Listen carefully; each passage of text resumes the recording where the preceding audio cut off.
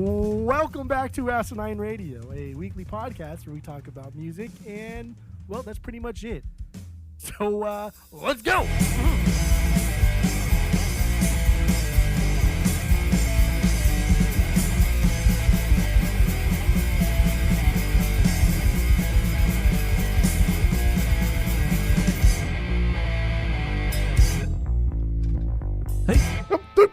Hey, go. Hey. This is Asinine Radio. This is the weekly music podcast where every week we get into a different band, different artist, and we break down one of the records. We get into the bangers, the stinkers, the artwork, the lyrics, everything you could think of. My name is Tyler. Way out there, hundreds of miles away, is Jeff. While you're listening, go to Spotify, Apple Podcasts, give us 5 stars, and 5 stars only. Please go do that. Jeff, let's just get right into it. Boring intros are done. I'm bored with them. So what are we doing today? Preaching to the choir, baby boy. We're doing the Offspring, Conspiracy of One. Conspiracy of One. So this record came out in the year 2000. Classic lineup of the band with Dexter, Noodles, Greg, and Ron Welty. I think at this point this is after their peak. I think you would agree with me on that. Yes, but for sure. With that being said, well, this is actually also the last record to feature Ron Welty. He was fired shortly after the tour for this record, and then subsequently replaced essentially by Josh Freese up until earlier this year. But yeah, so Conspiracy of One. Before we hop into that, let's get into our origin stories for the Offspring. What is your origin story? Go. My mom had Smash on the CDs, and she listened to it a lot. It was on rotation, and I liked it. I enjoyed it, and I have this vivid memory of her trying to mask the bad habit swearing part, and then the best part. Yeah, the stupid dumb shit goddamn motherfucker part, and she would try and get my attention by saying oh, do you want a cookie or whatever people do to kids. I don't know, I don't have kids. But she would do things like that or to sing or talk loudly as if I wasn't fucking paying attention. So Smash and dude, it was I don't know, I was 7 and I loved it because it is crazy. It's fucking crazy how early on we were really engrossed in music and taken a liking to various forms of music, as opposed to kids nowadays. They're getting into music at 14, 15, and it's not even like music. It's more like bumper music that their favorite YouTube stars are playing. Or TikTok. So, yeah. I don't know. I think the generational divide, get it, is a little bit different, and I think that's kind of interesting to think. But yeah, it was Smash. Smash was my intro to the Offspring. There it is. All right. My origin story with the band is pretty fly for a white guy. I heard that on K-Rock when it first came out, and it was one of those moments where I had never heard anything like it before, and I was absolutely obsessed with the song. I recorded it on a little cassette tape, and I just played the hell out of it. It's just one of those fucking bands because nobody sounds like the Offspring. And when you're, what was it? It was 98, so I was 10, 11 years old. Hearing that for the first time, it blew my mind. And I wanted the CD so bad. I knew my cousin had it, and I went to Best Buy with my mom and my aunt and my cousin, and I begged my mom for this. And she's like, "No, there's a parental advisory sticker on it. No, you can't get it. It's devil worshiping music, just all that, bullshit." And then my aunt told her, "This is good. Brandon listens to it. It's okay. It's not actually bad." So I got it from Best Buy, and I played the hell out of this record. So my origin story goes along with my first impressions of this record. It was at the same time. Pretty Fly was the first song I heard that I remember hearing from the band and just loving the hell out of it. And then subsequently the album. So there you go. My origin story. What's kind of your first impression? What was your thing with Americana? We're doing Conspiracy of One. We're doing Conspiracy of One. That's okay. That's fine. We can do Americana. Dude, we honestly could do Americana. Be fine. We could. I'd be totally fine doing Americana as well. Whatever you want to do. I know Americana so fucking well. It's insane. We could go through it right now. But we already did Americana like a year ago, I think. So we're not going to do that again. But we're actually doing Conspiracy of One. There we go. I totally fucked that up. I can't believe that. So what's your first impression with Conspiracy of One? Go. So I remember when Ixnay came out, and it was Ixnay, and I bought it on CD through like the Columbia House or wherever my mom had it from, and then I bought Americana, but then I remember when Conspiracy came out, I had asked my aunt to buy me Conspiracy. Hey, I want the new Offspring CD, and she had rebought me Ixnay. And so then I had 2 copies of Ixnay, which like I think that's why I like Ixnay a lot too, is because I always had like a copy on me and then a copy in my Walkman at home. But like Conspiracy One, what really drew me to this one was Original Prankster, and I still think like that song is a fucking absolute banger. I love that song. And then to me, as like a young child, right at this time we're like 13, 14, I'm starting to like really get into hip hop. Like I know who Redman is, even though he does like nothing in the song. But hearing like who is that guy in like off the Original Prankster, and then like reading the liner notes and like, oh, it's Redman. Like, oh fuck yeah, Redman. Like I know who he is. I've listened to hip hop now. I'm a hip hop guy. And so my first impression of Conspiracy of One was Original Prankster, and then it kind of grew from there. But I never gave Conspiracy of One the same like. And this is only 2000 at that point, so it's not even that much later. But I never gave Conspiracy One the same listening that I gave the prior 3. Out of the big 4, the first 3 I never gave. I gave way more listens than Conspiracy of One, I guess. Okay, that's fair. I mean, it was definitely the last of the best. I mean, this is like the golden era. Smash through Conspiracy is definitely the golden era of the band. Oh yeah. My first impressions on Conspiracy of One, I believe this record came out in like November or October of 2000, and I got this CD for Christmas that year. I got this, and I got Rage Against the Machine's Renegades, the covers record. Got those for Christmas, and a week after Christmas, so like because you get 2 weeks off, the second week I got a really bad sinus infection. And I was in bed for that entire last week of Christmas vacation. And all I did was play Final Fantasy IX because I got that for Christmas too. I played Final Fantasy IX and listened to Conspiracy of One like almost on repeat. I would listen to this record for that whole week. I listened to this record like 3 times a day. I listened to this, Korn. I mean, I was obsessed with this record because I loved Americana so much. So when I got this for Christmas, especially that 1 week I was so sick, I just could not stop listening to it. That and playing Final Fantasy IX, that was my Christmas vacation of 7th or 8th grade, I believe it was. Yeah, it was just so I have that like crazy memory, and then I haven't stopped listening to it since. I truly think this is one of the best records. They just did the pop. They perfected the pop with Americana, but they doubled down on the pop on this one, and they did it so fucking well. This is a pop rock record with punk undertones. That's what it is, and I love it. They nailed the pop sensibilities on this record, but not perfected it, but nailed it. That makes sense. It's good. This is like Warning from Green Day to me. Like this is a good. That's good. This is a good 4th record. Like Warning's really never gonna beat like my top 3, but like damn, dude, Warning's a good 4th record. Like it's a fucking damn near perfect 4th record. This is a great 4th record. Damn near perfect 4th record. But that's fine. But like the top, we're talking about the elite 4 here. Like Green Day, yes, they existed before 4, Dookie, but we don't like when we talk about Green Day's elite era. We don't talk about their first 2. True. It's the elite 4. Come on, you play Pokemons? You're okay. You're right. You play Pokemons? I do play Pokemons. Yeah. Yeah. Come on. Probably never even beat the elite 4 in your life. Well, that's not true, dude. Nerd. Anyway.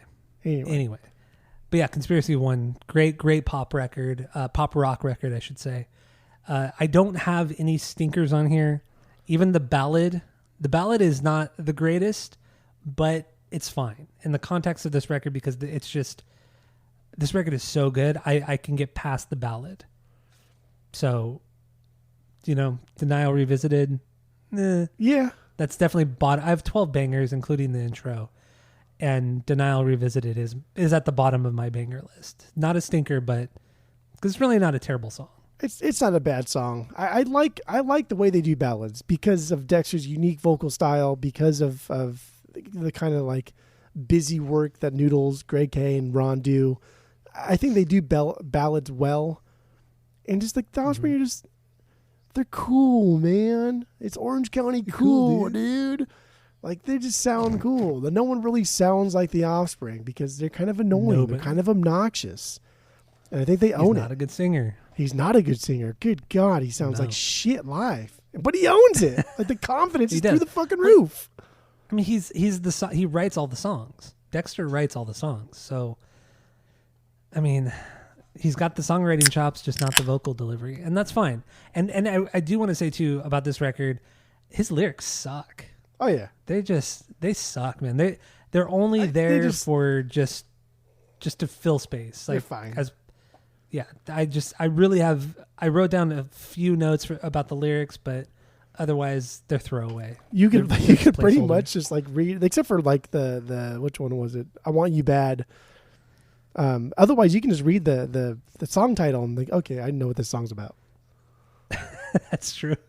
And then I Want You Bad was just it wasn't about like I'm pining for somebody. It's just I want that person to be like a bad girl. That was it. I want the wild side, which I didn't know until this week. I always thought it was just he really wanted somebody really bad. That's what I thought too. But that's not like it. But he's just dating like a girl who's super vanilla, and he wants a tattooed girl with piercings and wearing a vinyl suit. It's so stupid. Yeah, he wants a Hot Topic girl when he's dating probably like a Spencer's girl. What's going on? No, Spencer's was still kind of wild. Spencer's was like fake wild though. Like Hot Topic was legit. Like when Hot Topic was in the heyday, man, those people were wild going in there. Hot Topic used to be a cool store before it was not a cool store. And we went to the Hot Topic. You and I went into Hot Topic like a year ago, out by your house. Yeah, I couldn't believe how much the store changed. Oh yeah, it's so different now. It's like, it's just very sterile and boring. It's all like movies. It's all about like movie references and shit. Like, it's like most of the store isn't even music. It's just it's trying to play into the nostalgia part of people shopping there, but it's just not doing it well. Mm-hmm. And I liked Hot Topic. Hot Topic was cool. I mean, I wish we were into vinyl back then because Hot Topic had a lot of fucking cool vinyls back then. Some great exclusives, yeah. And also back then, Hot Topic was like more goth punk than anything else. But now it's just, they've ditched a lot of the goth punk stuff, and it's more pop culture now than anything. It's lame. Stupid. I mean, not that Hot Topic was ever that cool, but it was cooler. Different. It was cooler, yes. But anyway, do you have any stinkers on Conspiracy of One? I have 3 songs that are okay. Denial Revisited is definitely one of them. There's some serious She's Got Issues vibes there. But that's an okay song. Okay. So, that's fine. So yeah, like I said, I have no stinkers on here. Let's get into your 1B or your number 1 banger. Okay. This is your album. You chose this one. Do you want to do your 1B? Do you want to do my 1B? No, let's do yours. I'm just stick with tradition. One Fine Day, baby. Yeah. That's my 1B. One Fine Day. That's my 6B. Don't even care how fucking goofy this. Don't even care how stupid this is and how generic and pop punky. I love this song. I've always loved this song. This has always been my favorite song on this album. It's just a really fun, chaotic track. Dude, Ron drives this like forward super fast. Everyone else is just kind of like doing a sing-along thing. Just kind of like, I don't know, stale a little bit. But like dude, what? A little bit? It's just very stale. Like everyone's just kind of like stale. Everyone's just stale, except for Ron. And Ron's not like a great drummer either. He does the Offspring beat. That's about it, right? Yeah, you're right. I don't want to sing because it can sound ridiculous, but like, you know what he like? It's bass, snare, snare, snare, snare, bass, snare, snare, snare, bass, snare, bass, snare. It's a simple punk beat. He does the simple punk beat really, really well. He never really churches it up. Ever. Maybe he does a little bit on Americana and Smash, but otherwise he rarely ever churches it up. That's like his fucking beat. Yeah. I mean, you could almost kind of compare it to, like, what's his name from Pennywise? I forgot the drummer's name. But, everybody forgets kind of like, he kind of has like his own punk beat. It's nothing crazy, but he uses a lot of the tom work and everything like that. It's very straightforward. You know what you're getting with Pennywise drum wise, and that's how I feel with the first 5 Offspring records with Ron Welty. Yeah, he's a one trick pony. Yeah. Not to say that it's bad, but he's a one. It's a good trick, but yeah, he's a one trick pony.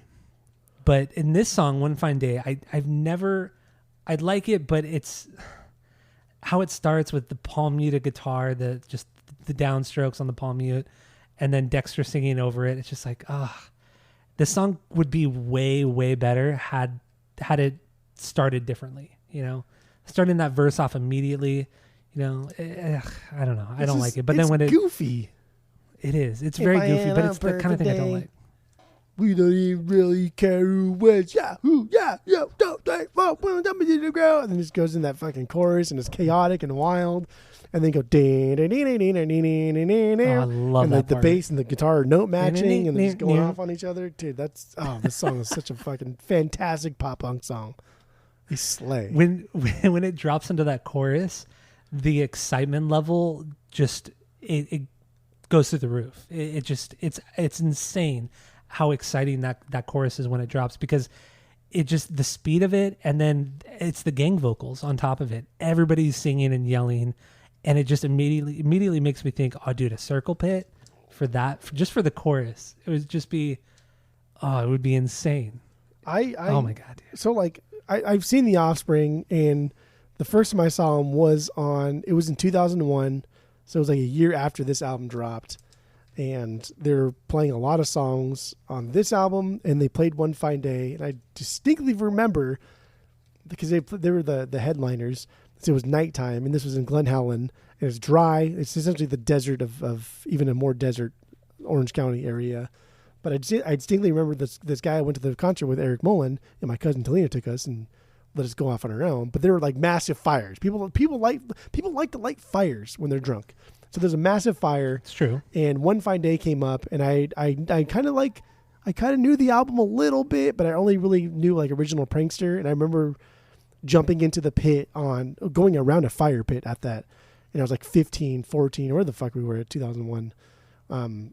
But One Fine Day was when I really remember 14. Going around, like, they like when you're a young kid going into a pit, people kind of like protect you a little bit. Yeah, they do. I remember, dude, just like the biggest fucking guys, and there's a lot of guys with like big old swastikas on their fucking chest, and it was just like all these guys were like protecting me, my other 13-year-old friend, going into this massive pit where there's this fucking huge trash bonfire in the middle of it.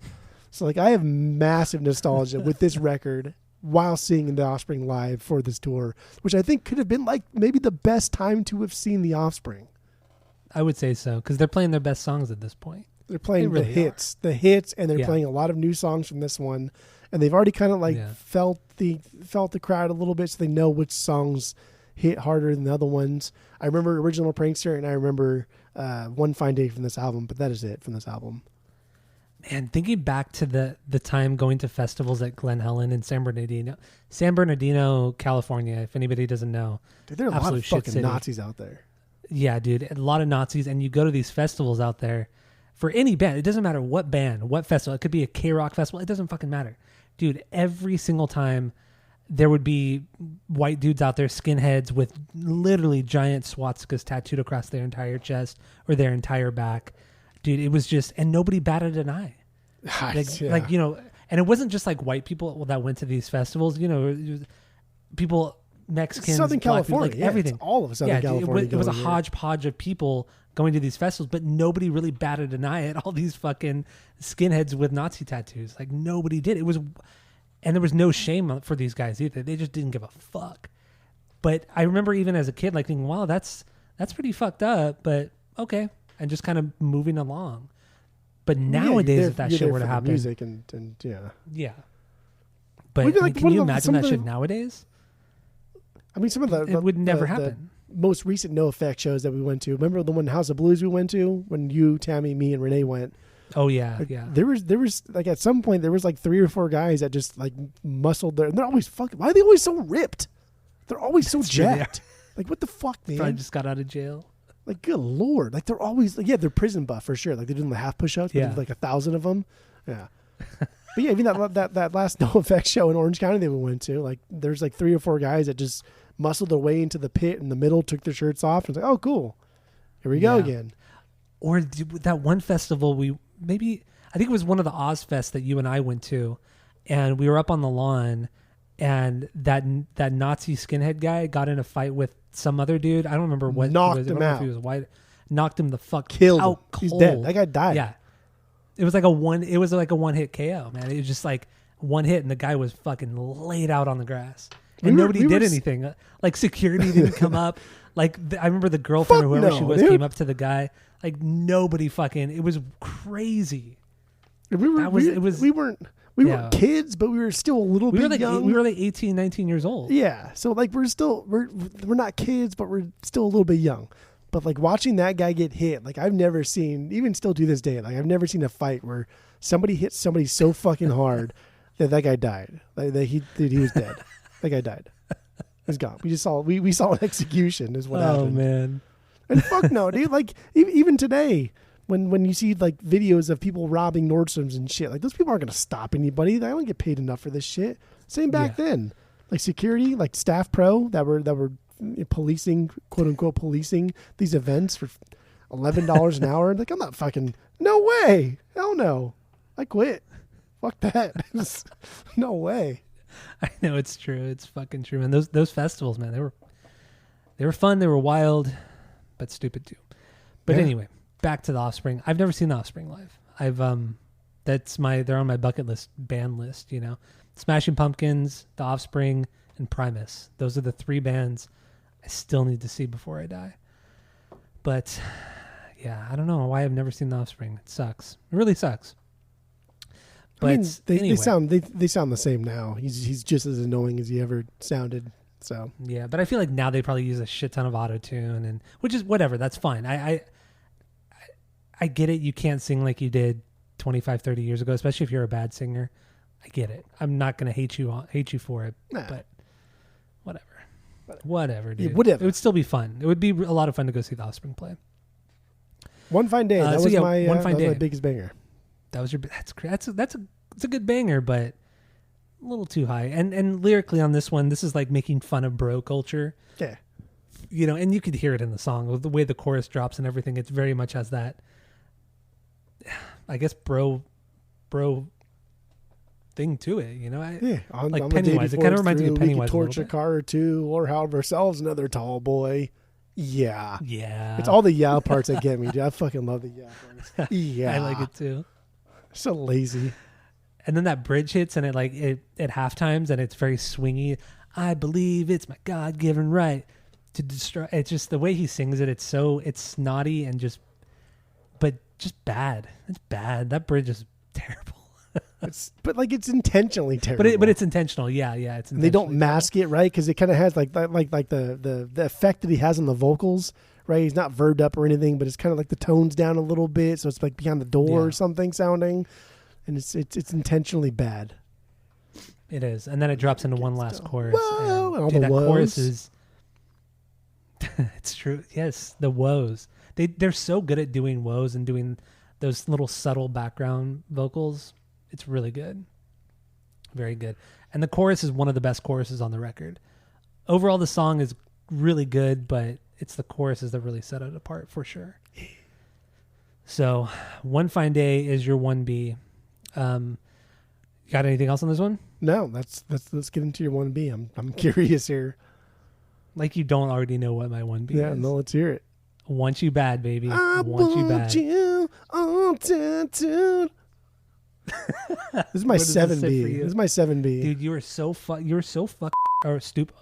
Wow. Well, should we start that one over? That way you can delete that one because I know you're going to delete that one anyway. So we should just start it over. Get it out now. You can timestamp it? Yeah, I will. You were so dumb.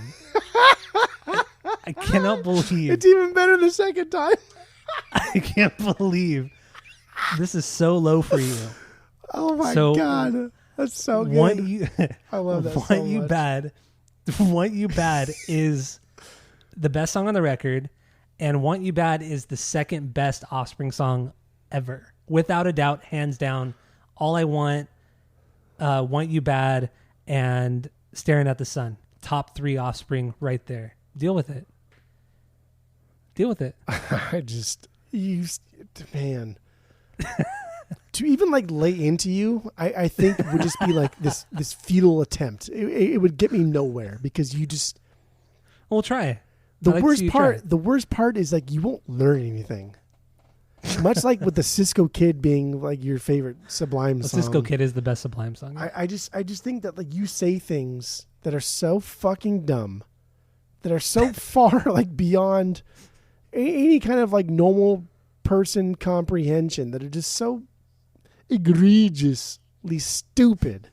to think that Want You Bad is like the second best Offspring song. It's just because it is, dude. It's not get that, like in any way. It's not even awesome It's not even top 15. It's not even top 20. It's not even top fucking 25. Want You Bad is not. Songs that are better. Want You Bad is not better than anything off of Smash. God, you're so stupid, man. There's not one song on Smash that is worse than Want You Bad. Fact. I can name you 13 songs that are worse. Oh, there's 14 on Smash. That's fine. Okay, Okay, that's what I meant. 14. Because even Time to Relax is better than Want You Bad. I like Want You Bad. Now I know you're lying. Now I know you're lying. If you think that is better than Want You Bad. But honestly, like God, so Want dumb. You Bad, this is a throwback to Smash. This sounds like it could have been on Smash. It's perfect. It's a little too basic. Funny. It's a little too basic God, for this dude. era of Offspring. It's dude. Perfect. But goddamn, if this chorus isn't crazy catchy. Noodles doesn't do his crazy shit here either. Like he just keeps it simple. He says he knows like this is a good chorus. Let it ride. I like it. I do like this chorus a lot. Great chorus. Even just the main riff itself. The way the song starts, it has this kind of like Green Day Dookie-ish kind of riff going on. It's not super noodly or anything like that. Not a ton of power chords. But the riff itself is very, very straightforward. Those palm mutes, in the verse, so crisp. The way he just kind of opens it up too, the palm mutes, and then he opens it up going to the next note. Just that opening it up a little bit. Oh, it's perfect. And then dropping into the chorus. Man, dude, it's a good song. I like this song a lot. The chorus is incredible. But to think this song is not only just like one of their best songs, but also nothing short of like a good pop punk Offspring song. That's what this is. This is just good pop punk Offspring. It's perfect pop punk Offspring. It is really perfect pop punk Offspring. Perfect pop punk. And it's Triple their P. second best song. Triple P. God, why is not their second best fucking song? Are you kidding me? It is. Just think of it like the simplicity of it here too. Here we go. I mean, just the chorus by itself. I was throwing you a bone by letting you off easy, but we're gonna get into it now because now I'm rearranging papers on my desk, like organizing. John and Ken. Organizing papers and pencils because I'm so fucking annoyed by your stupid fucking opinions that now I have a lot of alliteration with the P's here. I feel like I'm doing my P's very loudly. You're popping a lot of P's. Popping a lot of P's, a lot of sibilants here with the S's and the P's. No. Are you? No. This is not top 3 Offspring. No. Come On and Play has to be top 3 Offspring. No, it's not. Why not? Because it's overplayed. Come On and Play is great. It's a great because song. I hear all the fucking time on the radio. Why? Okay, you're right. That's what you're gonna fucking say, right? That's what you're gonna come out. It is come out of your fucking mouth. Is what you're gonna say. It's definitely an overplayed song. It's definitely an overplayed song, but really the chorus is super strong. And Come On and Play, it is very, very, very strong. But Want You Bad has that kind of like melancholy feel to it. It kind of has this croon to it that Dexter doesn't really do, and he just absolutely nailed it, along with the pop punk feel to it, pop punk music to it. I love it, and also with Come Out and Play. Yes, it's a great song, but it's gimmicky. It's a gimmicky song. It's only gimmicky because and they do it well. Where it is and they do now. it well. It's always been gimmicky. Even in the 90s, it was gimmicky. Much like Pretty Fly, gimmicky song. More gimmicky, yes. Yeah, but still Pretty gimmicky. Fly was intentionally gimmicky. Come Out and Play was not gimmicky. It was a band that was like trying to make themselves. Come No, on. come on and play. Come No on. way. Listen to that riff. That riff. Come on. Yeah. Come on, dude. You got to be kidding me. That is That's so, like saying like that's "Come like- As You Are" was a gimmicky fucking riff because it's so like country and Kinda- boom, boom, boom, boom, Kind of boom, was. boom, It kind of was. Oh, With, well, all, with you're- like the over effect on it. Yeah, of course. You're all the you're effects on that. confusing. You're confusing like gimmicky at the time with gimmicky now. Like it's it's was all gimmicky gimmicky back now. then. Yes, but it was not gimmicky at the time. No, How many No. times are we going to say gimmicky? until it sounds weird. It already sounds weird. But in the chorus of "I But- Want You Bad," I love that. I want you bad, bad, bad, bad, Bad, bad. bad, That bad. last bad, dude. That fucking last bad gets me. I love it so and then much. it drops into that riff again. Bad. It's almost like an '80s delivery, right? It's almost the little Yeah. bit of verb in his vocals and kind of like delivering it. And he's really trying to give a good performance, but at the end he's like, fuck it, I'm in a punk band. I don't really give a shit. Bad, bad, bad. And kind of throwing it back to what you said earlier about what Noodles was doing in the chorus, he's just kind of just playing, just strumming, going along, not churching anything up, just having this very big sounding chorus, and then having Dexter layer that with just the I don't want to say croon. Is that the right word? He does have a little I bit of don't a know. crooner. He really I does. want you. Just the way he sings it. It's so different. He's never sung like that, or at least that I can think of off the top of my head. And that pre-chorus is good too, though.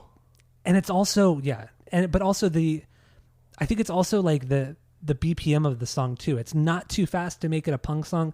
It's not too slow to make it like a pop rock song. Like it's in this weird middle ground that you're just not sure where you should place it, where it should go. I think everything about this song is very unique but simple at the same time, and not gimmicky like Come Out and Play.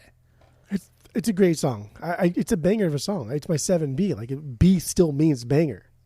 I don't know if you but forgot that. That's a low B for you, and It is a low for B you to because say there are it's not 6 top other three Bs that are. is just Well, that's stupid. just fucking. That's dumb. You know, like I should probably have somebody come and check you out for the stupidity. I almost said stupid shit, but then I've already gone with stupidity for the stupid shit you've been saying the past couple episodes. I'm still reeling over the Cisco Kid being like you think the best Sublime song. That's so It is the fucking best Sublime annoying. song. I don't know if David even listened to the pod. Clearly didn't pick up on that, or he agrees with I it. know. He's too afraid to fucking say something. But Yeah, because you're afraid you're going to yell at him. because it's so dumb. Ugh. See, now I'm mad. Ty, I'm mad. But like the pre-chorus in this, the pre-chorus is great because the pre-chorus he's hitting like a lower register. The "You're my one vice, you're so nice," Too nice. and then it goes, "I want you." Like this is like low and high, dude. I love that. I love that contrast. He's like building his own vocals up, right? He's building his own part up. He's crescendoing into his own. Love that. Also, that drum, that transition from the pre-chorus into the chorus with Ron's drum, the snare, it's like not this perfect drum roll. It's kind of staggered a little bit. It's perfect. I love it for its sloppiness in that instance. And Ron really is like 1/16th note away from completely falling apart at all times. Yeah. At all times. Oh man, I love this song. There was something else. And then so it's not even a solo. It's barely even a lead part, but it adds to the intended simplicity of this song. During the bridge, it's the bridge is like this kind of like happy kind of feel to it. Like Noodle's doing like this like harmonic thing with it. I think that's the right way of saying it. This harmonic thing with his guitar, like kind of letting those notes ring out a little bit, and then it goes into that. The best you could call it is just a lead, but it's not like a typical lead played like on the higher strings. He's still playing almost like the power chords. Maybe what is it, like the octaves or something? I don't even know. Yeah, but he's just doing something that's just so simple, and it still just drives the song along, and then it just drops into the last chorus. Man, and then the outro. It's a good song. What do you want from me? It's a good song. It's incredible. It's incredible. It is. It's Best an song. incredible song. Thank you. It's the seventh incredible song on the record. You're an idiot. All right. So then, what's your 2B? Let's move on. Let's not beat this to the ground. Okay. What do you got? 2B is maybe a little bit weird, but Special Delivery is my 2B. Dude, you are insane. That's my 8B. Got a song, man. It goes like this. Come on. It's bouncy as hell. Come on. It's good. It's my 8B. It's a good Already song. Hooked. 2B, Already hooked. dude, you picked you picked out of the 3 silly songs on this record, you picked 2 of them as your 1 and 2 here. Like, what is Original Prankster your number 3? It probably is, huh? No, it is. Is it really? No, is it really? It is. I fucking love Original you Prankster so much. Dude, you have no credibility whatsoever. Oh my God. You have no credibility. You picked the goofiest songs as your top why 3. You bad as the second best Offspring song. You're crazy. Because it is. Come on. It is. It's like good generic filler Offspring. That's what it is. Dude, you're an idiot. All right, let's get into your stupid number 2, Special Delivery. Like this, dude. The verses and the chorus contrast riff, so goddamn nice. The back and forth is extremely fun. At some point, Ron sounds like his kit is like now an electronic kit, right? He's hitting the snares, and it's like, what the fuck are you using? Yeah, you're right. Like an electronic drum set now, and like there's no rhyme or reason for it. It just happens. I like that. It's goofy. It's fun, and then we get that bridge. Dude, this bridge, what the fuck? What is going on here? It's so catchy because it's just how weird it is. But like, I love again that it's just like Greg and Ron just grooving. But like, the why? Uga Chugga? Come on. Yeah, like what the fuck is this? It's some like, Hawaiian tiki thing. Just like it's so over the top and so what's the right word? It's not appropriation, but it's what am I trying to say? Like a cartoon. It's like a fucking cartoon. It's so cartoonish. It's jokey. It's very jokey. It's jokey. But the build up in that bridge, it's so good. Just he kind of starts off kind of quiet when he's singing, and it builds and it builds and it builds, and then it gets to the lines, "You can't kill a man when he's got no hope," and it gets louder and louder and louder, and then it just stops. God help me, and it just drops back into that. Come on. That kind of like that. What's that instrument that they use? I don't even know what it is. Whatever that thing is. Yeah, it's just it's an insane song. It's a stupid song, and I love it, but it's stupid. That's what the Offspring do best because Smash is already top. Like they can't get better than Smash. So if we can't do better than Smash, what do? Let's do more jokey songs that are actually pretty fucking good. And that's why this song is really good, because they're not going to top Smash. And if you think otherwise, then you're a silly boy. But let's just do good jokey songs. And this is a good jokey song. This is a fucking perfect jokey song. It's a good jokey song. Definitely better than Original Prankster. That's true by 1. Yes. By a lot. I cannot wait to fucking shit on Original Prankster because I'm not going to shit on it. I'm not going to shit on it. Oh, but to have it at your crack, number 3. Crack a buddy? What's that noise? You crack a buddy? Cracked a Coors Light. Coors Light, no lime. Yeah. The good stuff. But Special Delivery, it's a bouncy song too. I do really like that riff. It's a cheesy ass riff, but it's solid. It really is solid. Wait, I think we just combined 2 songs into one. What did I say? Living in Chaos is oh, hold on there, dude. Oh no, you're right. Yeah, I was reading the wrong thing.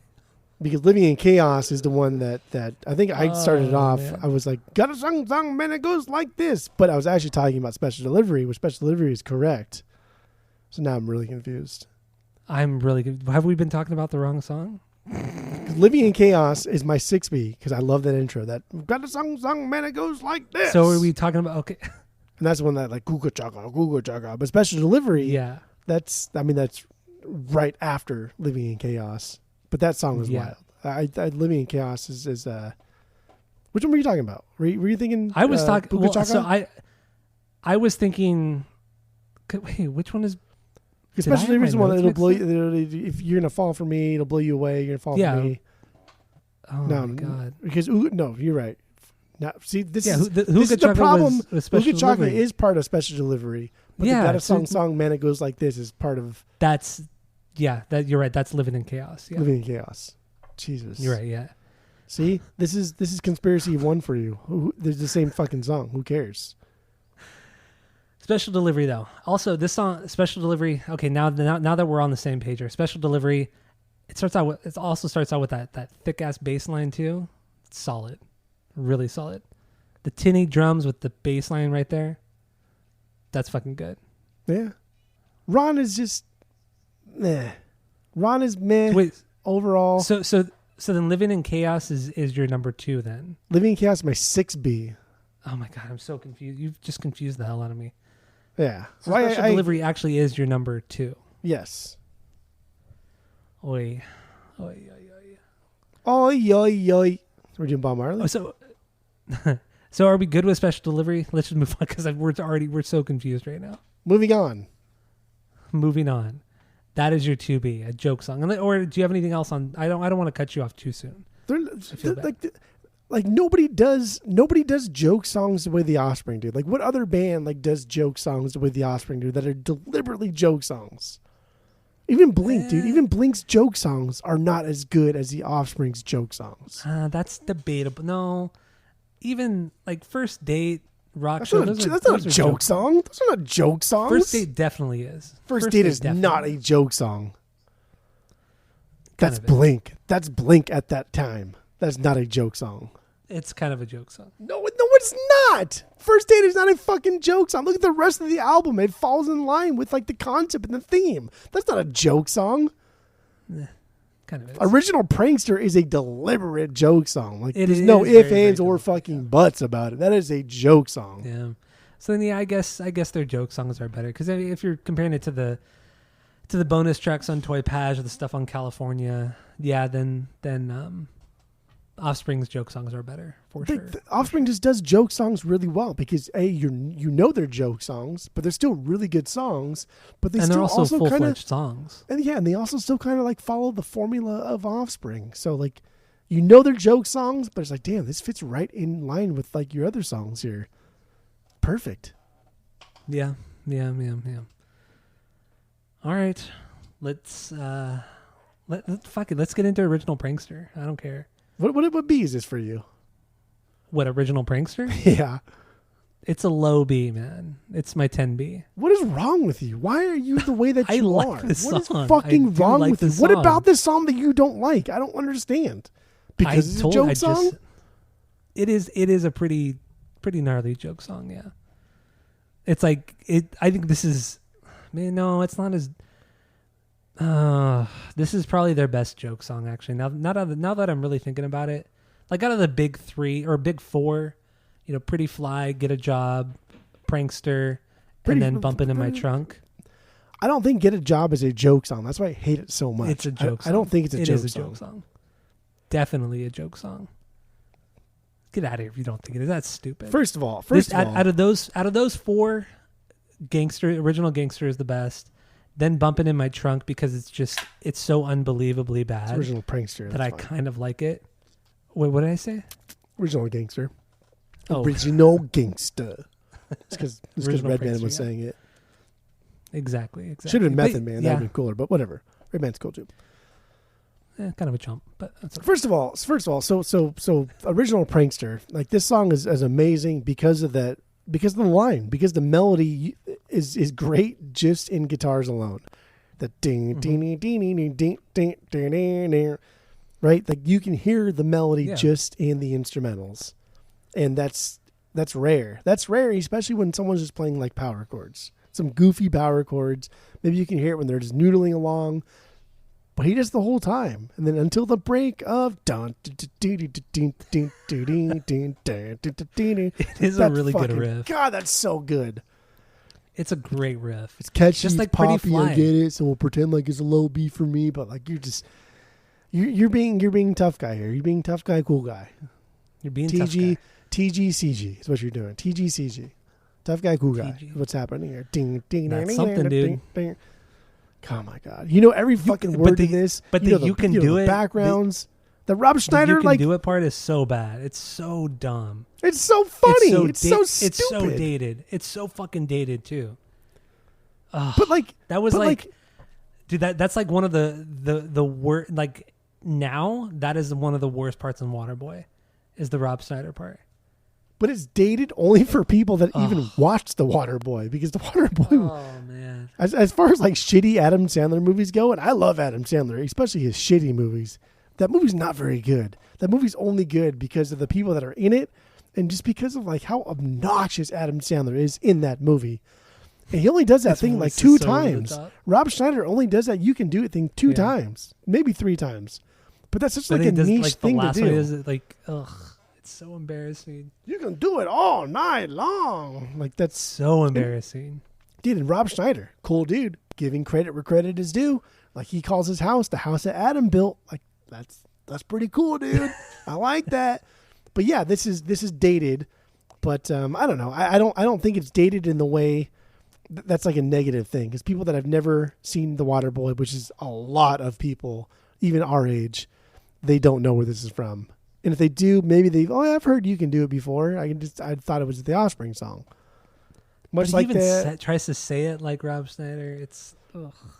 much like that So Gluten Glouten Gluben thing, which is like I never knew I hate until that too. From I Def dove Leppard. into. When Def Leppard does it though, it's that's bad. It's bad. It's really because they do it seriously. They do it. They think I it's know. fucking like, they think it's serious, and they think it's an actually good thing to incorporate into a song. It's terrible. It's garbage. It's awful. That band is the worst. But anyway, original Prankster. Dude, this song was so goddamn good, and the video. Ooh. Good video. Good video. Talk about just regional bullshit. Okay, I get it. Regional fodder. Regional fodder. Well, the R- lyrics are RF. also pretty regional too. But they're playing in the parking lot of the Huntington Beach Pier. That is what's going on. Yeah, I like it. I dig it. they are. And then so some of the, one of the lyrics here, 18 and Life in Chino, Freud, the 18 Life in Chino, like that is extremely regional. The jail, the That's prison. a prison. That ain't a jail. That's a Yeah, prison. it is a That's worldwide, baby boy. That was in the OC, the show. Oh my god, regional, dude. Everybody liked the OC. Chino's not even in the OC. It's not even in Orange County. What That's is that? true. Ontario, right? I think that'd be San Bernardino County, no? Oh yeah, San Bernardino County. Yeah. Yeah. Ontario's not a county. What the fuck am I talking about? That's okay. Yeah, gotcha. Huh. My favorite little line that he does is when he says lies, says he's down in the Bahamas, and then tries, bang, and little hoochie mamas. It's so I always thought he it's said. so elementary. I always thought up until this week. I thought he said banging all the hoochie mamas, not little hoochie mamas. Oh, little hoochie mamas. It's even more It sounds like derogatory. he says all the hoochie mamas. Like you're pish poshing away like the hoochie mamas. Just anybody at the beach that he's trying to bang. Like you're like, yeah, fuck them. He's trying to bang little hoochie mamas. And, I think it's so funny. But then the next line is, none of this is true. It's all stupid. lies. Yeah. It's the song is so stupid. That chorus is so, going back to the chorus is so catchy. Knock down the walls. It's loving you. Dude, Noodles at his best, man. Noodles is He nails the riff. Noodles the is like riff- one of Noodles may be the greatest pop or punk rhythm guitarist that has ever been. Saying it. Yeah, Noodles yeah. may be the best punk rhythm guitarist ever. You're probably Because right. the guy transforms rhythm guitar patterns into like lead parts. Mhm. And that's, who else does that shit? Yeah, nobody. It's so melodic. Like even like Warren from the Vandals, he's more of a lead guy. He plays rhythm when he needs to, but he'll drop into a solo and rip it up for no reason. Yeah, I don't even know Like if Warren can shred, or if Noodles can shred. I don't think he can. I've never heard him do it. Yeah, I don't think he can. I would almost. He's like a more advanced version of Fletcher from Pennywise.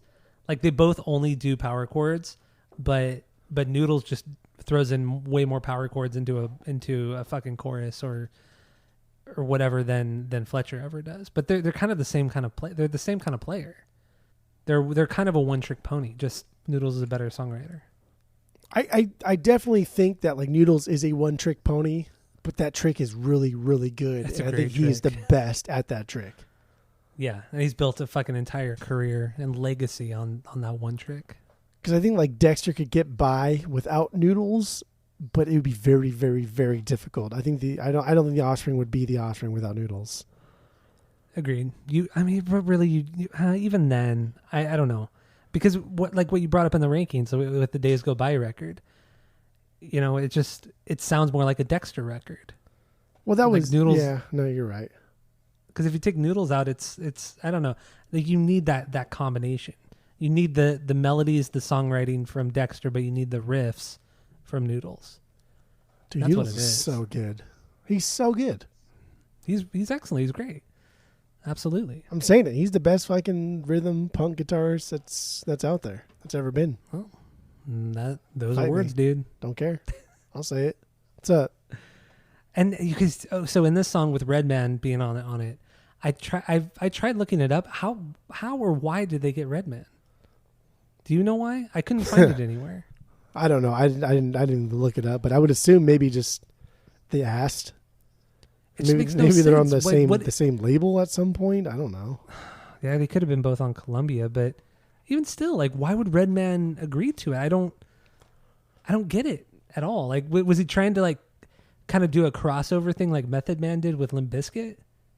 Maybe, and it just didn't hit the same way as End Together Now. It's just weird. I mean, that was Why definitely the Redman? thing with like the crossovers in this era, and this is kind of like the last of this era of doing said crossovers. But no, I mean Redman was what is this 2000? He was already at least 3 or 4 albums deep, and I have his Muddy Waters on vinyl. It's absolutely fantastic. But I think he was on Def Jam for a long time, if not all the time. So I don't know how they hooked up together. Who would they know? Maybe they have the same management company. I don't know. I just could not find anything. It's like nobody's bothered ever asking either of them, how did you link up? And it's not even just like using something he said in the song. He was literally in the music video. Yeah. That's even crazier. And there's still no explanation for it. It's bizarre. I don't know. I mean, this was after. Yeah, this was after. Was it after? Maybe it was right on the time when like the first time Redman and Method Man hooked up and did their album. It had been right on the 99, wasn't time. 98 or 99, right? I would say like Did? if I were to like ballpark it, it would be like 90 to 2002. I don't know exactly when, but it was definitely around the time when the first time Redman and Method Man hooked up together and did their album. I don't know if How High was already out. Right, because How High was like 02. I feel like movie was 02. I feel like How High, like that soundtrack. Maybe there's people that worked on the soundtrack that like knew like the Idle Hands, kind of like soundtrack people. Oh, maybe. And maybe like How that High was a- 2000. How High was 2001, so it was probably filmed in 2000. Maybe there was somebody on Idle Hands. I don't know that worked on How High and hooked them up together. I don't know. That could be. It's weird. I agree. I think it's fucking bizarre. And why sense. Redman? Why not Method Man? Like, that's who you want. Like, no offense to Redman, but like you want Method Man. Exactly. Like Method Man's in the top 50 for sure, maybe top 25, but like Redman, top 100. I don't know enough about Redman. I can't say one way or the other. Dude, Muddy Waters is pretty good. Well, I'll take your word for it, dude. Okay. All right. Do we have anything else on Original Prankster? Original, yeah. No, that's it. The video's so good though. Remember, he It's feeds a his good dad video, a yeah. shit. He fucking feeds his dad a shit sandwich, I know. and his dad's like chasing him, whoop his ass. Oh, dude, it's so good. That's my I favorite part. read too that the original cut of the video, they actually had the dad taking a bite of it, and MTV said no, we won't allow that. So they had to cut it to where they cut out that part. They just show the shit in the sandwich, and then and then the next shot is of him like spitting throwing it something back up, spitting it Yeah. out. Yeah, They couldn't actually show it. There were a couple other things too that were cut from the video completely. Like something about somebody the smells like themselves. shit part too. Like when it smells like shit, they don't say it in the video. It smells like, and they just like, Brow. And they even cut out goddamn too. So it's, I don't know. It's dumb. Goddamn. Very stupid. Prozac can make it better. Noise. Noise. Rockin' like Janet Reno. So Hey, dumb. The lyrics are terrible. Terrible. Fuck, this is such a catchy song. This is like one of their catchiest songs. It is pretty damn catchy. This is a better joke song than Pretty Fly, for sure. I don't know. Pretty Fly is pretty. It's iconic. More iconic than this. It's iconic, but this is a better song. I disagree. I think that you are incorrect in a lot of your. The lyrics are better on Pretty Fly. The riff is better. It's catchier. This is. I don't know. I think it's a better song. Although I will say, I actually listened to Pretty Fly today when I went to the gym, or not Pretty Fly, but Americana today when I went to the gym. Dude, and some of the lyrics in Pretty Fly are just. That's like peak Dexter. There's some like good lyrics. So like when he's talking about like he's going to the party and they didn't have Ice Cube, so he brought Vanilla Ice. Vanilla Ice. Dude, that's fucking good. That is so good because just thinking of like this out of touch, like disconnected white guy going to maybe a multicultural, and especially in Southern California, probably like a Mexican party, and thinking like, oh, these people probably like hip hop. They probably want Ice Cube, but they don't have Ice Cube here because they're also thinking it's like a double entendre because it's also like a Ice Cubes in a fucking Jungle Juice thing or a cooler.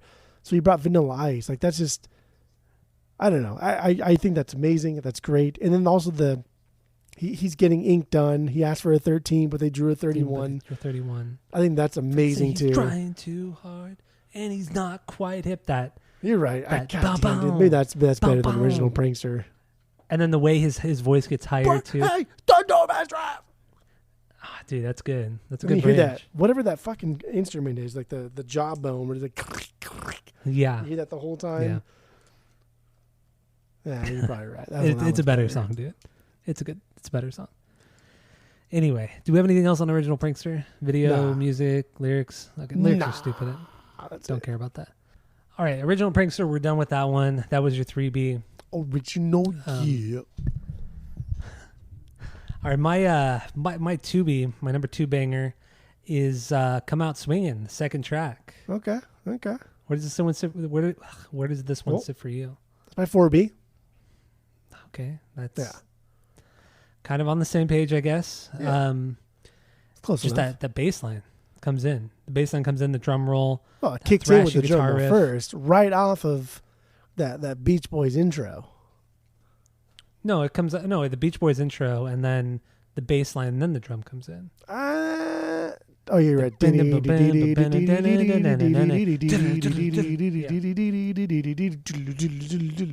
Okay, you're right. I'm always right. You got to sing in your head sometimes to get it. And each time you and I just sang it, and neither of them sounded right. But we know how the fucking bass goes, though. Yeah. Like, even though this is my 4B and my 6th favorite Offspring album, like, I know that fucking bass line, like, the back of my hand. Mm-hmm. Like, you play that bass line for me. Too. Oh, that's Offspring. Done. Yeah, because, I mean, Greg doesn't have a lot of time to shine in the band. He's so overshadowed by Noodles and Dexter. So when he gets to start out a song, that's pretty cool. Yes. I mean, you haven't really heard that. I don't think he had done that since Ignition, or maybe the first record where where the bass starts out like that. Well, I take it back. On Smash, Bad Habit starts with the bass. Oh yeah, but that's not even. It's not the same. That's all build. That's all build. Yeah. Exactly. So yeah, this song. This is my 2B here. I just love it. It's a great way to start out the record. It's fast. It's kind of aggressive, but it still has that really catchy chorus. Don't turn away. Come out swinging. Come out alone. it's just that it's so frantic. It's such a frantic song and chorus, but it's so fucking catchy. I just, he's just so good at it. He's so good at it. What I realize they do, or Noodles does a lot, to get that kind of like Middle Eastern flair, that distant sound that they do, and they've always done. But they're really just doing power chords, but they're releasing the fifth, so they're just hitting like the octave notes. Yeah. Right? It's like the 1 and 3 string of, I guess, the power chord, and just sliding it up and down. And I was kind of playing around with it this week with actually your amp and putting the distortion on. And I was like, yeah, dude, that's what they're doing here. That's what Noodles is doing. He's hitting power chords, but releasing the fifth, releasing the middle note of the power chord and sliding it up and down. And that really does kind of like lend for that kind of like sitar sound, like like that kind of sound. And the first song on the album, here we go. And this album doesn't have a lot of that Offspring Middle Eastern kind of twang, but the song does. I like it. And it's fun. Now that you mention it, yeah, it makes sense. It does. I can hear it now. And I like how but fun. Also, I like how fun Noodles is too. It's just classic. A lot of chords in the chorus, right? And yeah, I like how Dexter rushes some of the lines, trying to get them all in. It's just, I don't know. It's almost like he's falling behind, but he knows he still has like a fuck ton of words to read. Because come on, I don't know. Yeah. I don't know. Also, he's not a good singer at all. But when the way he tries to like, I don't even know how to explain it because I don't know how to sing at all. But the way he sings, like in the chorus, the first line, the don't turn away, like you could hear the ha ha ha ha ha ha, like you could really hear him hit that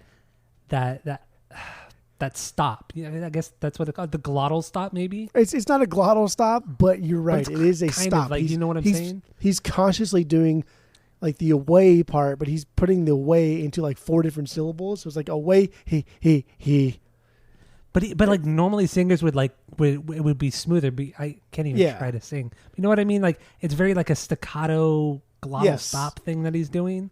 I would assume when you're learning how to sing, they probably teach you how to do that first, and then teach you how to do that, and then get rid of the space between each one of those and do one continuous away. But he was like, "Yeah, I'm good. I'm out. We're fine." Or just never like took classes or whatever, and just this is what it is. It is what it is, right? Well, don't say that, dude. Oh. Also, I love the verses too, like because they start out with it's just Ron and Greg just playing, you know. Well, what's Ron doing? What's Ron doing? Right? What he does best. I love it. What he does best. And then fucking Noodles just comes in with a kind of like a thrashy thing eventually. And I don't know, just the transitions too between the verses and the chorus. Just the bam, bam, bam. Just what Ron Welty does really well too. Just the hits on the snare and floor tom. And then just that just transitions perfectly into the choruses. I fucking love it. I love it. Yeah. It's a good song. I love this song. I think it's a fucking fantastic opener. Because really the intro of this one, and I love that they always do intros. I think records need intros. I think specifically, not like a spoken word intro, but records need something that is an intro, that's specifically designed to be in the front of everything else, to set things up, to set the mood, to do whatever. And Smash did it best, but I like this intro a lot. And I never knew this was a Beach Boys intro until we started collecting vinyls, and I got Beach Boys in concert from like the mid to late 60s. I think it was like 67. And that album starts off with I think it's Brian Wilson, and he says the same it's Mike thing. Love. It's Mike Love. Oh damn! Okay, we got a Beach Boy head over here. When we want to sing, we step to the microphone, and it sounds like something like this.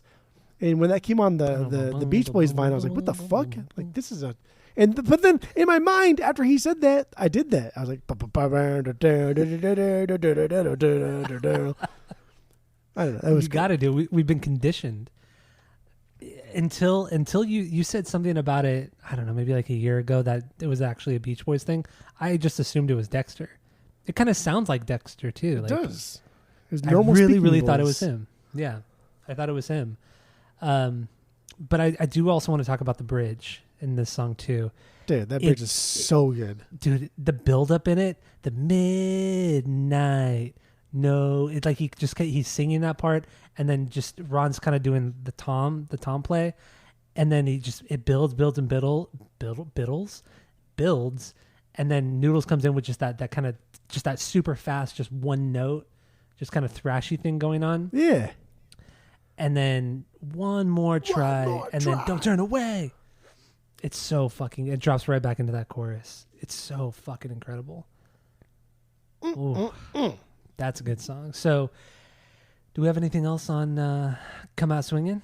No, that was "Come Out Swinging" and the intro we covered there. Yeah, we covered both. You're right. Okay, so what's your? Do you want to talk about Alan Forbes? Alan Forbes. Alan Forbes. Who's Alan Forbes? Alan Forbes did the cover art. Alan Forbes did the singles. Yeah. So, Alan Forbes did Goldfinger. Alan Forbes did All Hallows Eve. Alan Forbes. Yeah, dude, this guy did like all the fucking coolest like cover arts of albums that we love so much in this era, right? Goldfinger's Goldfinger, All Hallows Eve, Black Sails in the Sunset. He did December Underground. Like the guy's done everything. Well, not everything, but that was two different. Some bands. of them were weak. Like Summer Underground, that's a weak art. That's weak artwork. So is this. I mean, I don't like the artwork to this record. No, the artwork to this record is dumb, but it established their logo. This is their logo that they still use today, and I think that's fucking rad. And I think as far as logos go, it's a cool logo. Right? It's just a flaming skull. That's cool. Like, nobody took that already? How would nobody take that already? Ghost Rider took it, I guess. I don't know. Yeah.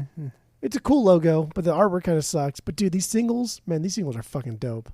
I love the artwork to the singles. It was the was a Million Miles Away, I think. Yeah, with like the shadow guy with the white eyes. It looks like something from the Art of Drowning. Oh, it's so good. Shit that was coming out from then. So good.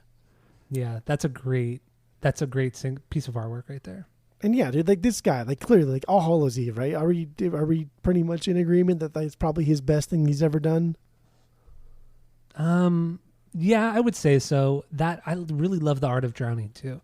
The artwork to that is, it's really kind of neck and neck between All Hallows and Art of Drowning. Man, this guy's just. But wait, did he do Art of Drowning? He did Art of Drowning. He did Black Sails. I think he did Sing the Sorrow, December Underground. Yeah. Okay. Which is so bizarre that he did Sing the Sorrow and December Underground compared to Hollows. That era of the AFI, essentially. It's weird. And also Sing the Sorrow and December Underground is such a... so simple. It's like the designs are just so...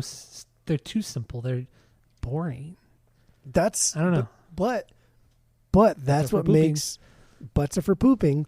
That's what make those records. I guess that's what make those records. That's what makes those records cover arts. A lot of S's there that need to be. That's what makes them great because it's a new band. Yeah, essentially. And had he done Sing the Sorrow was a huge departure. Had he done, and so was December Underground. Yeah, it was. Had he done like a Black Sails cover art for December Underground, like that would make no fucking sense. Yeah, even I guess, and yeah, now that you mention it, the differences between Black Sails, Drowning, and Black Sails, Hollows, and Drowning are all pretty different. Even like the color scheme too. You know, the black and red, dark purple or dark blue on Sails. Oh, so good. The oranges, yellows, greens on Hollows, and then the grays and purples. Yeah, it's all just God, I love his art. It's so cool. Yeah, that was like the best era, dude. Like I think Art of Drowning, that was the most kind of like macabre, just dark. Yeah, definitely. Kind of scary looking. All Hallows, that's clearly just like Halloween inspired, but like really, really good. And then Black Sails, that was just It's like Black Sails is like a Hopelessness. yes, exactly. Like I was gonna say desolate. Like hopeless is a better Dude, just description of it. good artwork this dude does.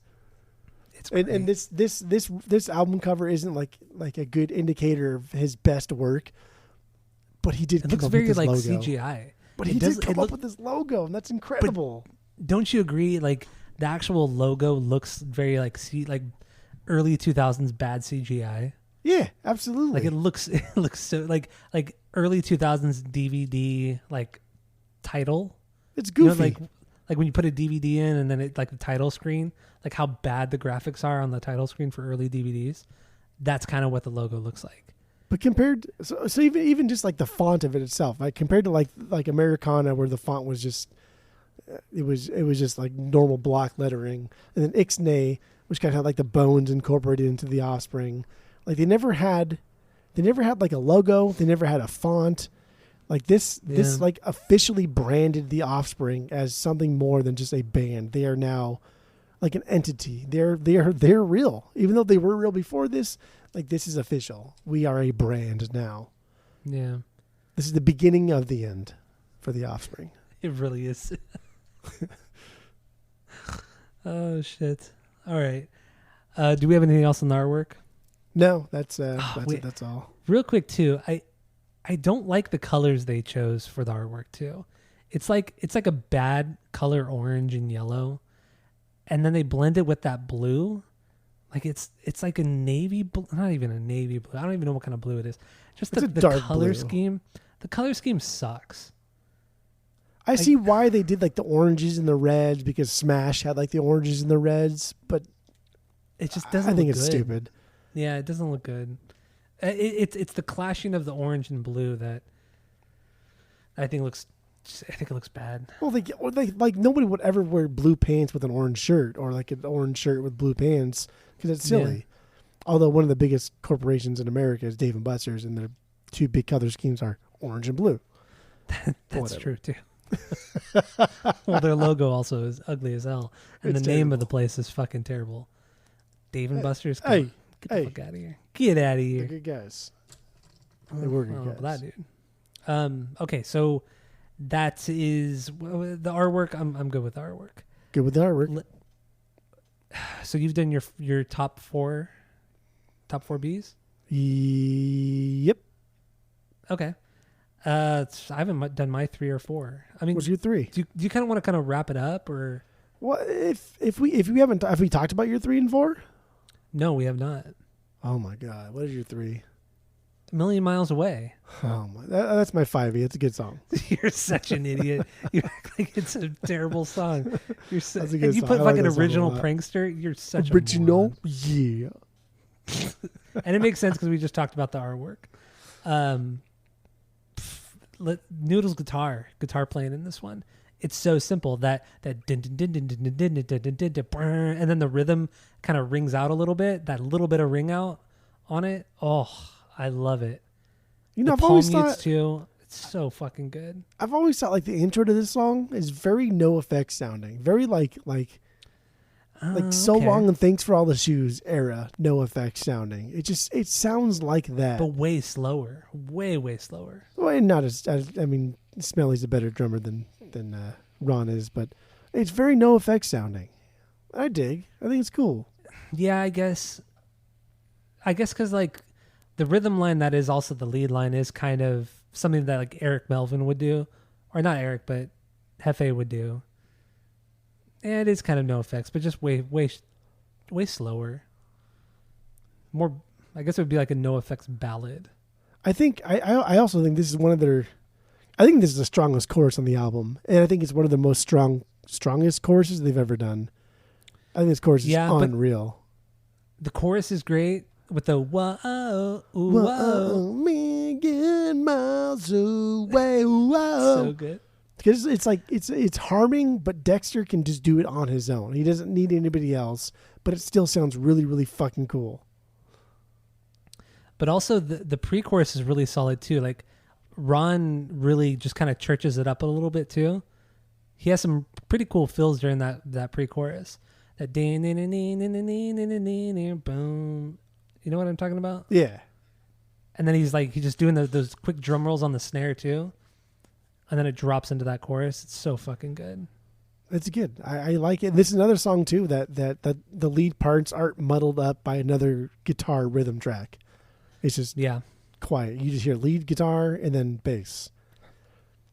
And they're a 4-piece band. I mean, even though this was the era where Dexter was playing rhythm guitar, you don't need it. It's fine. Not at all. Yeah. They can carry it. It really, Dexter is only there to fill in, just to make the wall of guitar sound bigger. That's all it is. Yeah. He's not adding anything to the songs when he plays live at all.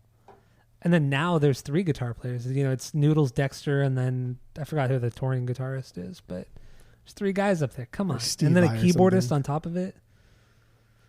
Band's too big now. Too big. There is. If there's more than 4 people, it's too big. Well, I don't know about that, dude. I don't know. I think Million Miles Away is just such a cool song. The chorus is just pretty too. It's like the prettier version of Want You Bad, but just not as good. If that makes any sense. I kind of get it. There's something about like this chorus that I do think is very like soothing. Yeah. I don't know. It's the way he says "million miles away." Like he's really straining his voice, but he's still kind of like trying to be Dexter, annoying delivery. I like this chorus a lot. Right. I really think too the chorus, like we said, it's that on top of the background vocals. The whoa, whoa, whoa, whoa. It's almost like away. That's good. It's really, really fucking good. Do we have anything else on Million Miles Away? No, that's it. Okay. I mean, my 4B, or do you want to talk about it? My 4B was Conspiracy of One. That's an okay song for me. Really? Yeah. What a great closer. It's a 2 minutes, 17 seconds, like a punk throwback to Ignition almost. It's just a good punk song. A really good punk song. It's when he yells "Conspiracy of One," "Conspiracy of One." It's so dumb. He does say it fucking exactly like that too. It's so goofy. It's just it's classic sounding Offspring, but I think this song reminds me a lot of "Come Out Swinging," which I like because I guess to open and close the album with kind of the same song, I think it's fucking rad. I think it's so cool. It's like a coda type of thing to do. I think it's just weak. Compared to like some of their cooler closers, man, they got good closers. And like this week, I mean, Smash was a good closer, and then Pay the Man from fucking Pay the Man was good, but it's not like God. Pay the Man's not like representative of the band. It's just like definitely not a throwaway track, but like just an outlier track. I mean, Pay the Man really is like a joke song for them because they've never done anything that sounds like Pay the Man. But like this was an era of music it's non-existent anymore. You don't have to listen to the 13th track of an album for 25 minutes to get to the 30-second like joke song at the end of it. That doesn't happen anymore. True. But I like that the Offspring did it. I like that the Offspring were part of that like generation, part of that nostalgia. And Conspiracy of One just doesn't tick that box for me. Okay, that's fine. I mean, it's a short. There's nothing too much to talk about it. It's very, very straightforward. I put it so high because I think it's a great closer, and it's a good punk song. It's just a solid punk song. Nothing flashy, nothing at all. It's good, really good classic Offspring here. But I don't know, man. Let's wrap it up, dude. That's my 4, and then All Along was my 5, and then really after that, that's another okay song for me. My God, when he yells "All Along," that's another throwback to like Smash. All Along is literally just filler. It's the shortest song on the album. Like that is dude. That song is filler. It's pretty short. That song's filler. But it reminds me of a Smash song. This is totally beyond Smash. So pretty much you just want to hear Smash. I get it. Well, no, what's so, well, I guess that'll be safe for my Rucker wrap up, but yeah, All Along it's another great throwback. They're such a good fucking band. Yeah. They really are. Are there any other songs you want to touch on? No, that's pretty much it. There's nothing like important that I have notes that I really want to get a. Yeah. Honestly, the only songs we haven't talked about are "Damn It, I Changed Again" and "Living in" or "Vultures." Vultures, yeah. And that's fine. I mean, I would say "Damn It, I Changed Again" is more of a filler than "All Along" is. I mean, "Damn It, I Changed Again" is my 9B. Vultures my 8B, so they're very low. Okay. But they're good songs. I like them. "Damn It" is 7, and then "Vultures" is 11 for me. Yeah, so let's get into our record wrap ups here. All right, I'm ready. Let's do it. What do you got? I've been percolating on this one for a while. So and then so we're gonna give our wrap up of it. We're gonna rate the record based off of our world famous 3-point rating system, where 3 is a perfect album, 2 is a good album you're gonna continue to listen to, 1 is a bad album but give it a shot, and 0 is the worst thing you've ever heard. So what do you got, Jeff? Go. So I am curious because I know that Sublime is like a very regional thing, and that's Southern California, but like it's really not. They just talk about being in Southern California, but all of the genres they do are not like regional to Southern California, so that's silly. But I think the Offspring are just as regional as Sublime are. What is? I think the Offspring. Never mind. I think Offspring should be just as regional as Sublime. Like this sound is very Orange County. It's very much Orange County. The things they even talk about a lot of times are very Orange County. And they played Back to the Beach Fest a couple years ago, where the fuck it was, and they headlined it, and they're a very Orange County band. So I'm curious to see what some of our other overseas listeners think about the Offspring. The Offspring hold the place in my heart just like Sublime does. Not as much so, but damn near close. I love this band.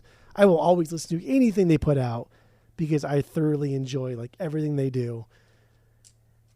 But I think it's just it's from nostalgia. It's from hearing it on K-Rock fucking constantly. And I don't listen to the radio out here in Arizona, so I don't know if they play the Offspring as much as they do on K-Rock. I doubt it. But this is the second part of my record wrap up, but we get a lot of flack. We get a lot of flack from our rankings or our ratings. People think we give away, specifically you, people think we give away 3s too much. So I'm going to really try and hone down and be a little bit more objective and try and take out I'm going to try and take off the beer goggles and give more accurate ratings when I do things from now on. Okay. Because we've been getting a lot of complaints. So I'm just saying, mostly you, but I'm just saying, the worst. So with that, I do think Smash is 3. Smash is 3 realm. 3 out of 3. Easy money. Okay. It dips after that. I think this is a great record. I own it on the vinyls. I love it. Pretty much every song on here I think is a banger. But because there are songs on here that I do not think are bangers, and because overall this album is not progressing their specific sound, it's not like falling behind, it's not showing off, it's just kind of like treading water. It's not a perfect album. Therefore, I'm not going to give it a perfect score because we got chewed out for it multiple times. So I'm going to give it I'm going to do 2.4. You are just. I'm going to 2.4. So I'm doing it. Did it. I'm telling you. I'm turning over a new leaf here. I'm putting our greatest, most favoritist, most bestest albums under more scrutiny. 2.4. You're letting people influence you, and that's not right. You're right. That's what's happening. That's not right. I'm doing it. But if I rated this a perfect 3 out of 3, that means I think that this is just as good as Smash. And I do not think that at all. So I have to give it less than Smash. So I could do 2.9, right? Mm-hmm. That's the highest. I mean, I could do 2.99 with that little thing over the 9 where it's infinity. I could do that. 3. But I can't because Smash is a 3. And if I give this a 3, then I think this is as good as Smash. It's not as good as Smash. 2.4 is fair. So It's not fair. That's like even if you don't want to give it a perfect rating, 2.4 is way too low. That's just stupid. I give this a 2.4. I give their self-titled Offspring's Offering a 2.5. I give Americana probably 2.7. I give Ixnay a 2.8, and I give Smash a 3. Those are my ratings. Okay, whatever. Those are the only correct ratings, but that's fine. That's just... You must have really bumped your head really hard today. My final thoughts on this one. Maybe it is a little bit nostalgic driven. I will admit that. I do absolutely love this record. Like I said at the beginning, this is them perfecting the pop. This isn't the perfect blend of the pop and the punk like on Americana, but they perfected the pop. The choruses are just soaring. They're huge. They're catchy as hell. Yes, Noodles isn't as busy, but that's fine. The riffs are still there. Ron is doing Ron. Greg is doing Greg. Nothing really different there. The goofy songs are here just like they are on Americana, just like they are on Smash too. You know, just a lot of the records have goofy stuff, or at least goofy parts, at the least. We didn't even talk about Brendan O'Brien. He produced this record. I'm a big fan of Brendan O'Brien. He's done a lot of great records, from Rage Against the Machine to Korn to Incubus. He's done some amazing shit. This is not one of them. I will say it's a very polished record. It is more polished than even Americana. It really, really is. But it's a good sounding record. Nothing's overblown. I mean, just there are some great guitar tones on here. The drums sound pretty good. The snare's a little too doesn't have enough snap and crack for me, but it's still really solid. I wish the bass cut through a little bit better, but that's more of a mixing thing. Brendan O'Brien still got a great performance out of the band too. You have to give him that. You have to give him that much as well. But he's mixed like big albums. Like he's not just like a big producer. He's mixed big albums. It's true, he has. And you can tell there's a lot of stuff here that was maybe like it could have been heavier, but the band was like, no, dude, that's not like who we are. Like we did that on they'll do it on Splinter, but that's not who this band is. They're not a heavy band. So I don't know. True, but he also got some great guitar tones out of Noodles too. The tone during some of those palm mutes too during the verses they're just perfection. Ain't better than Genocide. Amazing. Ain't better than Genocide. But that Genocide's different because he's not palm muting like I'm talking about like the palm muted power chords. Genocide is just the single notes that he's hitting. You know, great. But I don't know. I get it. It's a little polished, but that's fine. The songs are there. The songs are fantastic. The pop is there. The pop rock is there. When you want to listen to like good, heartfelt, fun pop rock, pop punk, I guess pop punk, you're gonna throw on Conspiracy of One. You never have a bad time listening to this. You can't tell me you've ever had a bad time listening to this. No, I love this record. Like from start to finish. And we were so stoked to get it on vinyl. Like when they repressed it and it was cheap, and dude, we were so excited, and we got so cheap. What did we get it for? Like $18 or something? Yeah, it was like $18. Yeah, $18. That canary yellow. It's a bright yellow. Oh, it's so perfect, perfect. And it's a great pressing too. It really it's not flat at all. It's not quiet. It's a great pressing. But yeah, overall the songs are fantastic. I'm just repeating myself now. Do it. I will give this. Oh God, don't do it. I'll give it 3 out of 3. You thought about doing what I did, but then you said no, I don't want to do that because I don't want to give him the satisfaction. Then you did your own thing. I respect that. Prior to you doing your Rucker wrap up, I thought, okay, I probably won't give this a 3. All day I've been thinking, I don't know if I can give this a 3. But then during your Rucker wrap up, I thought, you know what? Yeah, more spiteful is what happened. No. It wasn't spiteful. It was like you said, I can never say that Conspiracy of One is as good as Smash. I can never give it a perfect 3 because of that. And you know what? I can do that because you think this is just as good as Americana? Yes. Yes, but in a different way. Just like Americana is perfect in a different way from Smash. Just like Smash is perfect in a different way from Americana and Conspiracy of One. So you give Smash all three records? Yeah, oh yeah. Oh, for sure. Right. I would give Ixnay like a 2.8. But oh god damn, that's pretty high. But like but you know, the trilogy, or actually it's not a trilogy because Ixnay is in there. But Smash, quadrilogy. Well, but I'm not going to give Ixnay a perfect 3 out of 3. But Smash, Americana, Conspiracy of One, those 3 records are 3 out of 3s, all very different. And you can, I mean, I think everybody can agree with me on that. All 3 records are pretty different from one another. When you throw a song on from Smash, you can tell that it's from Smash and not from the other 2, and then that goes for those other 2 records as well. They're all very, very different. True. In a very good way. That's true. So that's why I give it a perfect 3 out of 3.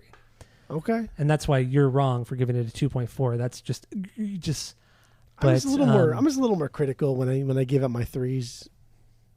I don't know if I can just pass them out like a Girl Scout. Well, I don't do that nothing, either. But that's all right. I don't do that either. But you're also you're zero fun today. Just no fun. No fun, Jeff. NFJ. No fun, Jeff. All right. Do we have anything like else on the Offspring episode? No, that's it. That's all, man. Dude, the Orange County season has been just real good to us. It's been real fucking fun. It's been real easy. Yeah. It's been real fun. It's been real. Yep. It's been real, and it's going to continue next week too. We're doing another Orange County band. Dude, I'll go on for days of Orange County. A little bit more obscure next week. But a great band nonetheless, and I'm excited for what's coming up next week. But yeah, thank you all for listening to this Offspring episode. Tell all your friends. Keep listening. Share it. Please go share. And that's it. That's all. Dicks rolling.